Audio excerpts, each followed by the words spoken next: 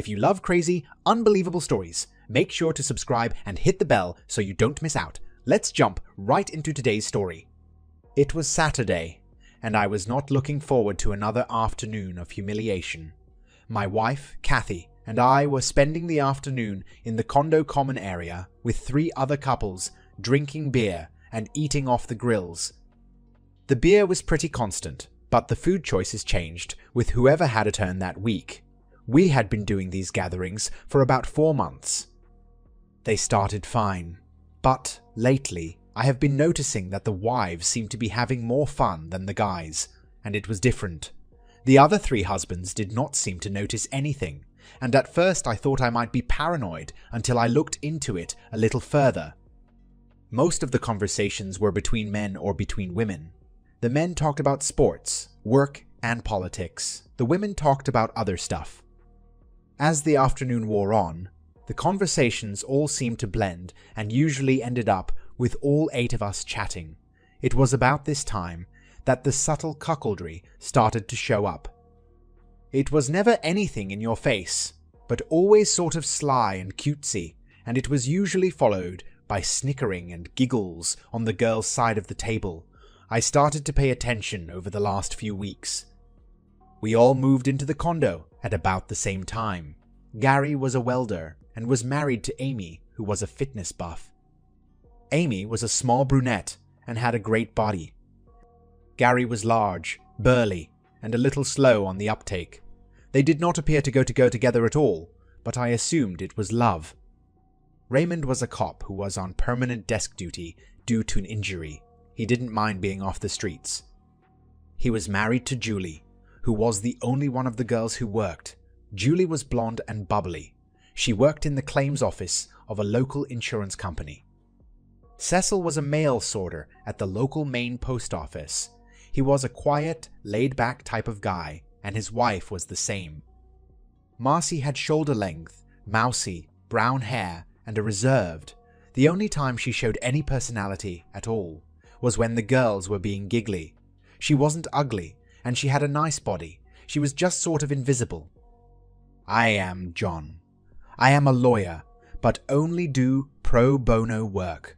The office I work out of is funded by several grants, so even though I do my work for free, I get a decent salary. I met my wife Kathy in college. She is cute and perky, with short blonde hair. Up until a few weeks ago, I assumed everything was perfect between us. Now I know differently. As if on schedule, the girls started their little game. They started teasing Raymond because Julie was spending so much time at the supermarket. They made a few off-color references to having sex with vegetables and ended up telling him to be careful, that she doesn't get too friendly with the butcher. Everybody had a good laugh at Raymond's expense, including his wife. Cecil was next on the chopping block. The girls thought it was great fun to talk about Marcy working overtime with her handsome Italian boss, and even made some references to long lunch hours. Cecil didn't seem to think it was funny, but Gary and Raymond got a good laugh out of it. Marcy just smiled and rolled her eyes coyly. Gary got attacked worse than the other 2. The 3 girls went on and on about what a good workout Amy was getting every day, down at the gym, and how envious they were. Gary tried to laugh it away, but you could tell he was hurting a little. Amy smiled and rubbed his balding head as if to let him know everything was okay.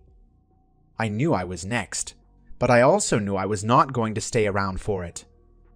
2 weeks earlier, I had decided to check things out a little more. Some days, I would catch a ride to work with Gary, so this allowed me to try something. After the guys left for work, the girls would gather at Amy's for morning coffee and chit-chat. Marcy wasn't there because she had to work. When I left for work, I went to meet Gary at his place. It was no trouble at all to put a voice-activated recorder on top of the buffet in the kitchen. I was going to put it on the refrigerator, but was afraid the vibration would be recorded. After work, I went with Gary to his place and retrieved it. The first 2 days I got nothing but chit-chat, but I was determined, so I kept it up. The 3rd day was an eye-opener. The first 30 minutes of the tape was standard talk about every day. Boring stuff. I wanted to fast forward through it, but I was afraid I would miss something. Finally, Amy broke the ice. "We have to wrap this up soon, girls. I can't keep Tom waiting for too long." "Oh boy, am I jealous," Kathy chimed in. "I never get to play with anyone like Ponyboy." "He's not that big, just bigger than normal, or anything else I've seen." There were a lot of giggles around the table. "I could make out Julie next. Just how big is big, Amy? Is it 8, 9, 10, or bigger?" "I never measured it, you idiots, but I would guess about 10. Kathy had to ask next. "Doesn't it hurt?" "Only when he puts it in my back door. I can only do that about once a week." That brought the table to a good laugh. "Today is Marcy's motel afternoon too. Boy, I feel neglected. I don't think I can wait until tomorrow to go to the mall." Kathy faked a little sob. "I can't believe Marcy got a tattoo on her butt with his name on it," Julie said. "You have to look close to see the name. It sort of blends in with the design on the butterfly wing. How did she explain it to Cecil?" "She said she got it for him," replied Kathy. That was followed by another round of snickers. "So Julie and I are going to be celibate today, but we will make up for it tomorrow. Where are you going to go, Julie?" "Jerry is off tomorrow, so we will just go to his apartment." "Go girls, get out of here. I have to get down to the gym before Tom runs out of steam." You could tell Amy was anxious. That was about it for the tape, but after playing it several times, I was able to piece a lot of things together. I called in sick the next day. Luckily, I didn't have any court appearances. That night, I checked the computer and found no secret emails or anything. I also checked the calls in and out of her cell phone, and there was nothing. I checked the last 2 months' cell phone records and saw nothing to indicate that she was cheating. I left for work as usual, but pulled over down the street from the condo to wait for her. It was a long wait, but just before noon, she left the house for the mall. I had a pretty good idea where she was going, so I didn't have to follow her too closely. She parked near the center and access to the mall. As she walked toward the entrance, she was fumbling around inside her purse. She pulled out a small red flip phone and made a call. Her normal cell phone is silver, and this was the first time I saw the red one.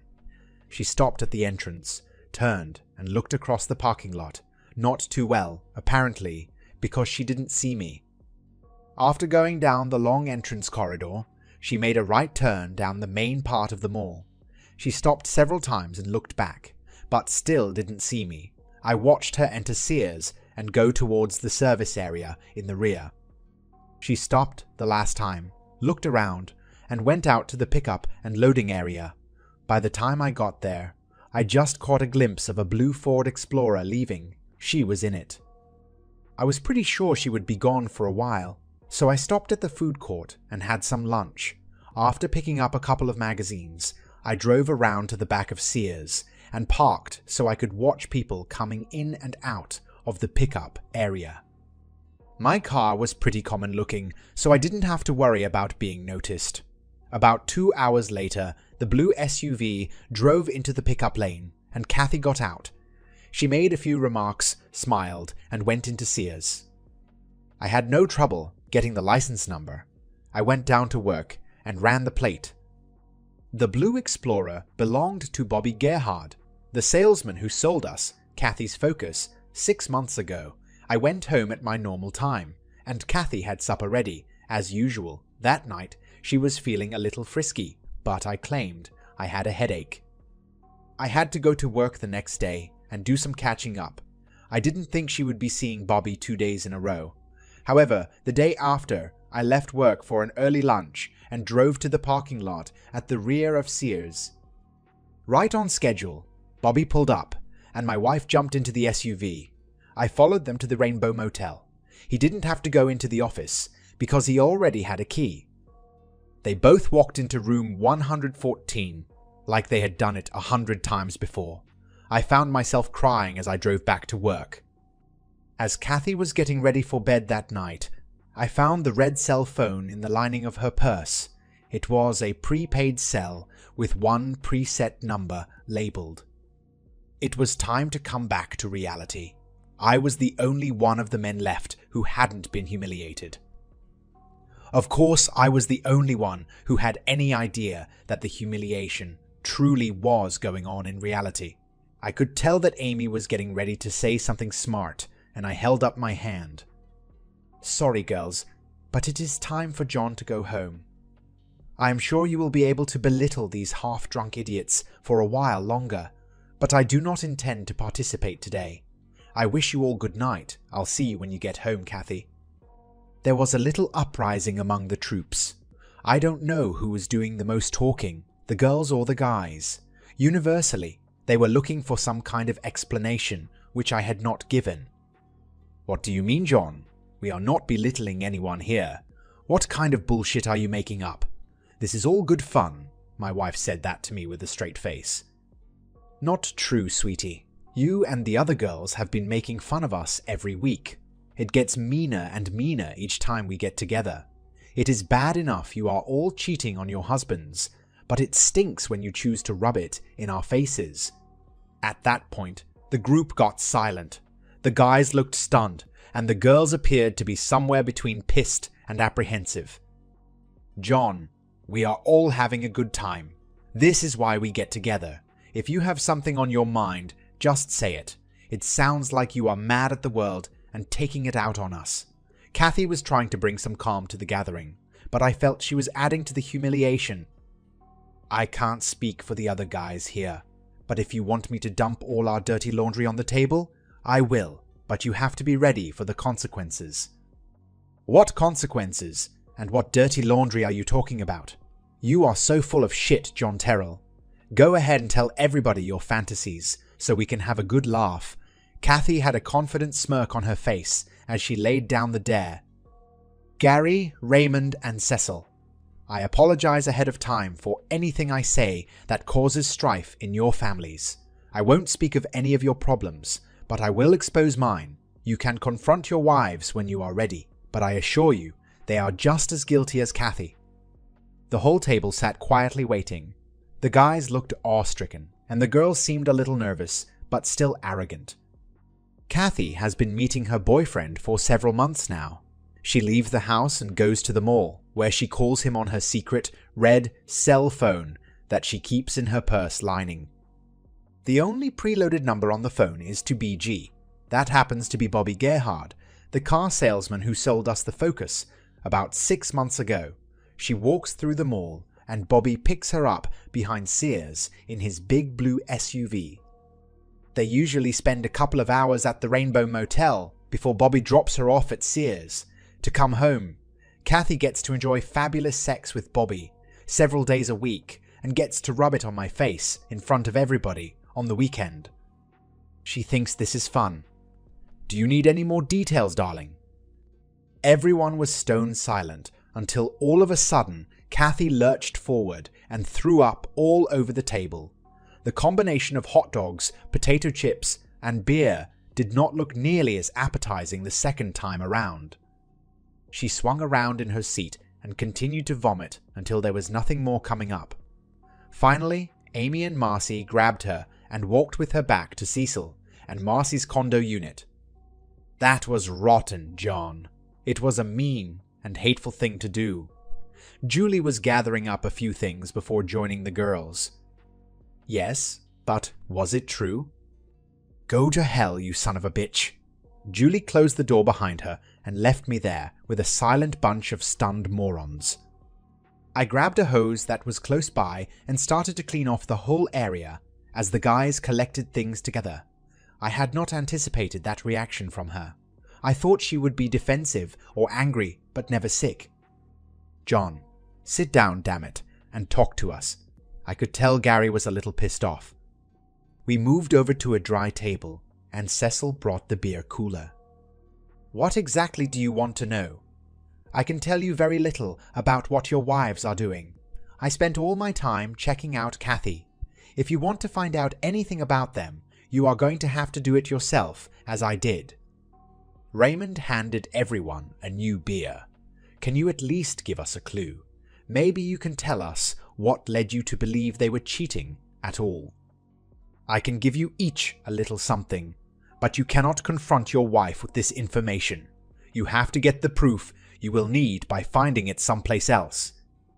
I don't have all the answers, but if you try and force your spouses to admit to an affair, you are asking for trouble. Get the facts first, like I did, before you do anything. Gary looked dejected. I don't know if I can do that, John. I'll try, but I don't see how. Cecil was getting anxious. Come on, John, give us something. Each of you is getting teased by the girls differently. They are right in your face with how they are cheating. Marcy is having an affair with a guy she works with. I don't know who, but she got a tattoo on her butt for him. His name is in the wing of the butterfly. I think he is Italian. Julie is meeting with a guy named Jerry, who works at the Wynn. Dixie. They go to his apartment on his days off. That's all I know about them. Gary, I hate to say it, but Amy is getting it, several times a week, with a trainer at the health club. She calls him Tom Thom because he has a really big dick. That's all I know, guys. They did not look happy. Raymond looked pissed. Cecil looked sad, and Gary looked like he was going to fall apart. I am not going to be able to do it, John, Gary blubbered. Do what? I am not going to be able to not say anything. You have to, damn it. All of you have to. I gave you enough info to start looking into things, but not enough to confront them. Stay cool until you know more. They are nervous now because of what I did to Kathy.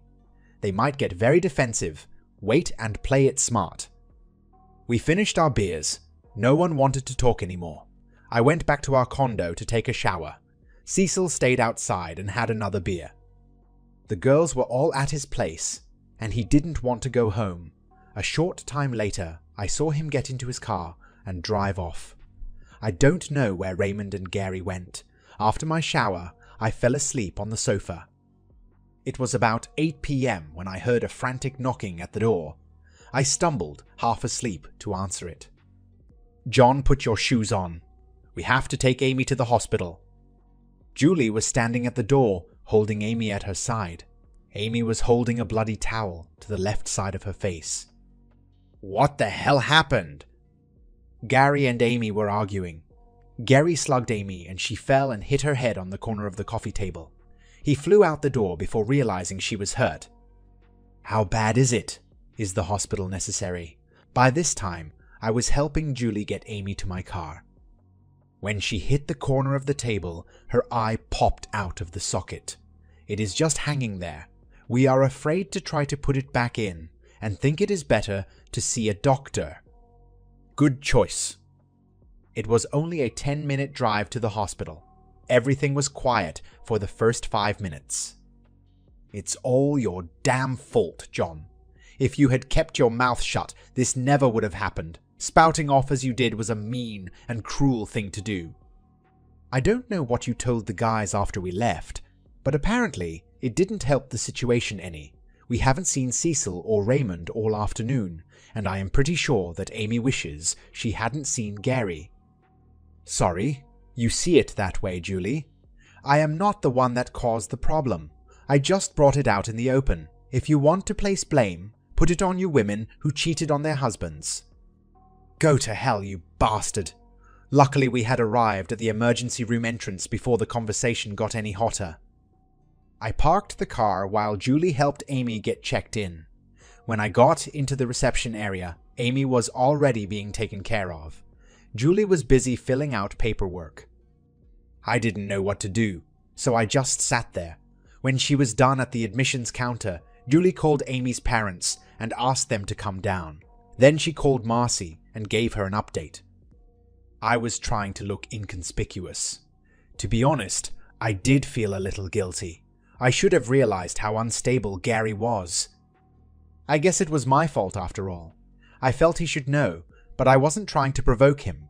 Things just didn't work out well. I noticed that Julie was down the hall talking on a payphone. I was wondering why she was using the payphone when she had a perfectly good cell phone. About that time, my cell rang. John, it's Gary. I need your help.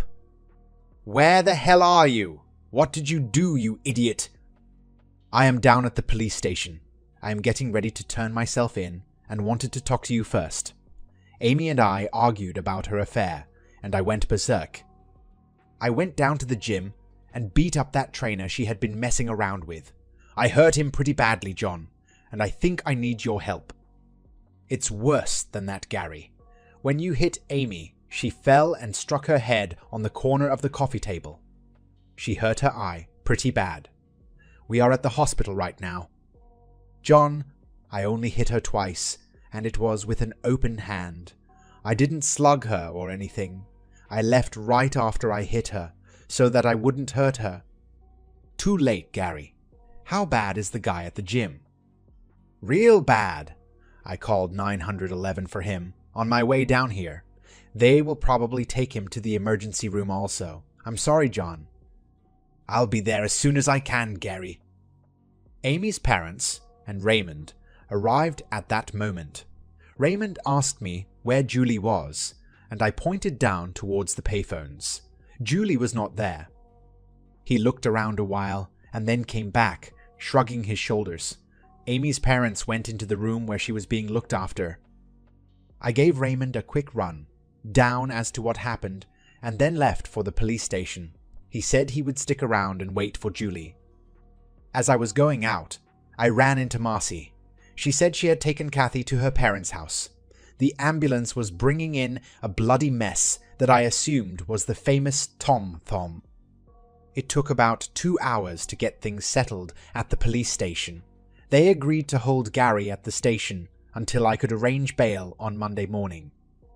In addition to beating the crap out of Tom, Gary kicked his private parts pretty bad and then for some reason smashed his right hand with a barbell. He couldn't explain why he did that. Raymond was at the house when I got there. He looked for Julie for about an hour at the hospital and then went home. She was gone and had taken her clothes and personal stuff with her. I told him that he was welcome to stay the night with me. Things were not going well.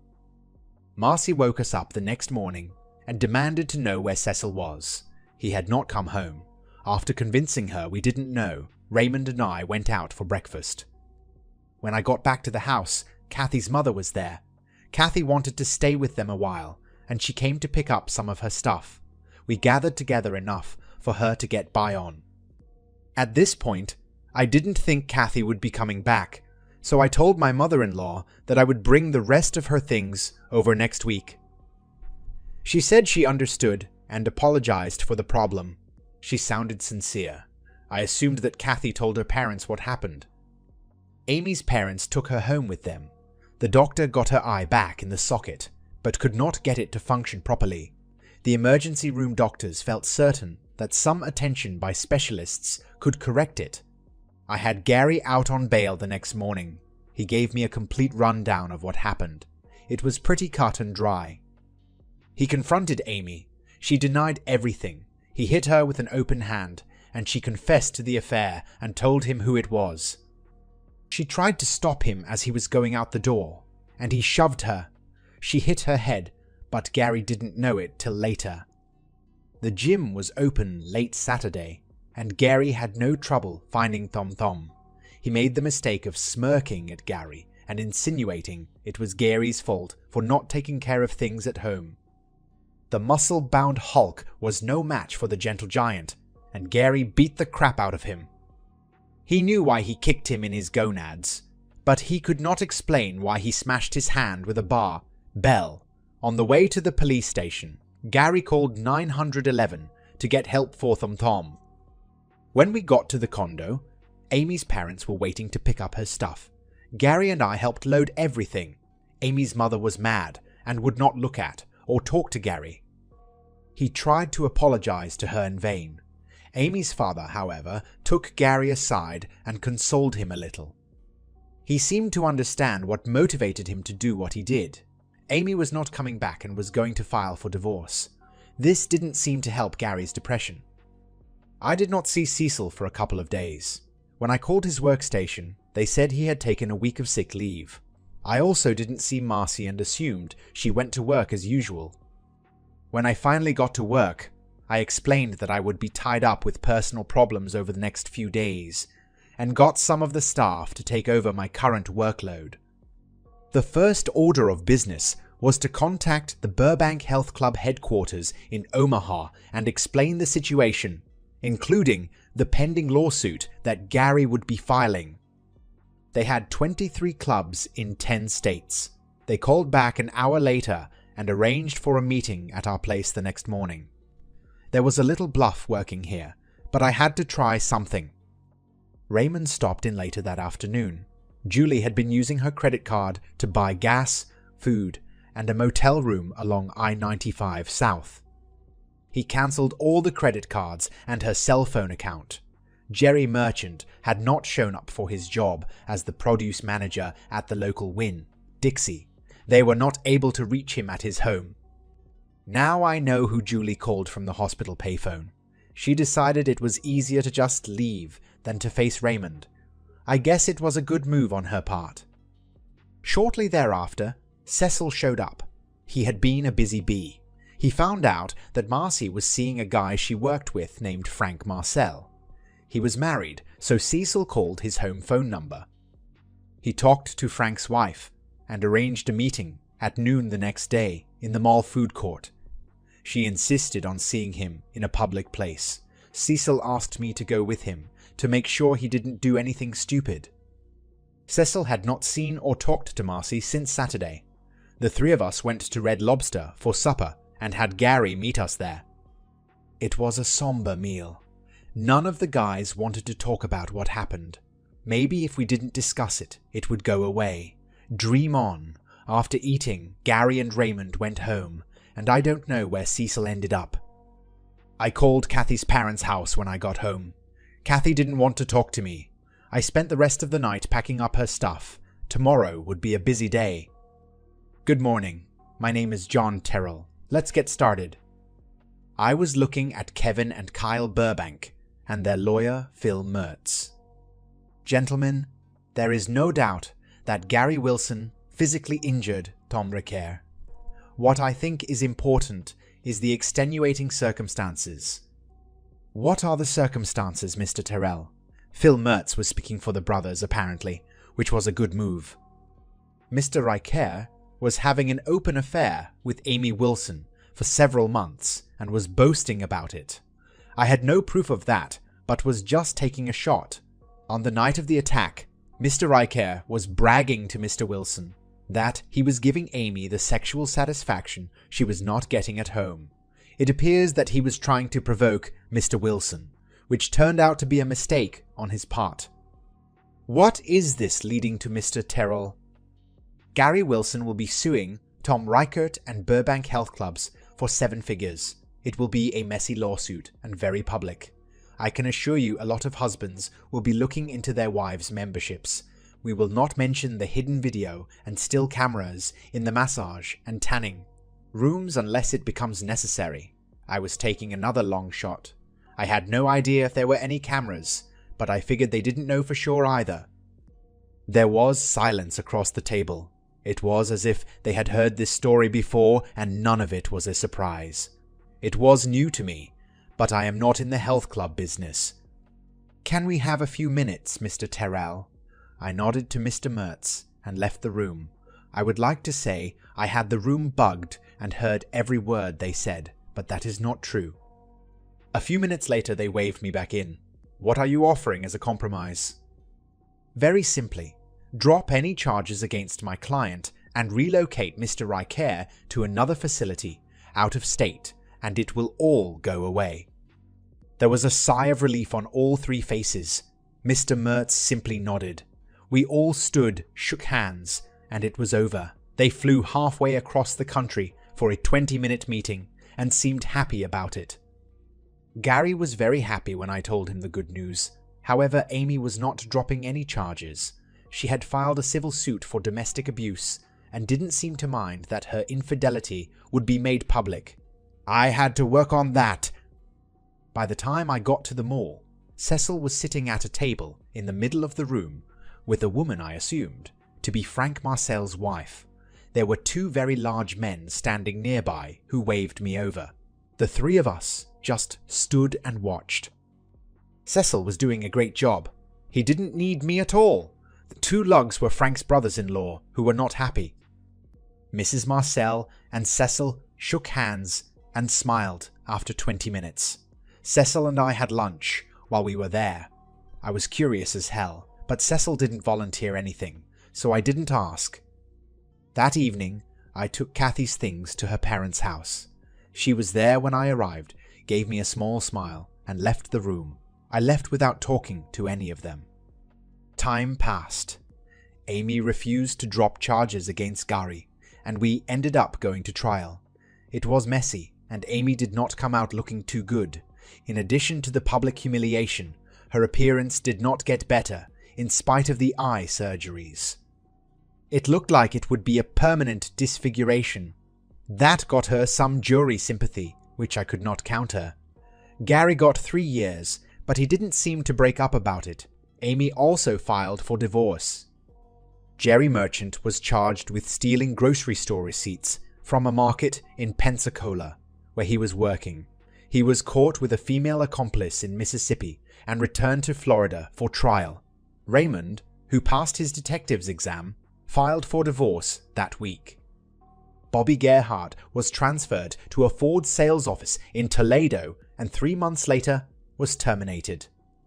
Cecile never moved back in with Marcy. He successfully avoided Marcy for several weeks until he got a post office transfer to the island of Rota near Guam.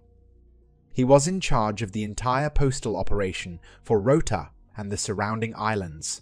Marcy still lived in the condo complex. I imagine that Cecil had gone back to the condo while she was at work and removed all his stuff. Shortly after Cecil moved, Marcy had a small but a painful problem. 2 men grabbed her as she was leaving work and removed the butterfly tattoo from her hip with an electric sander.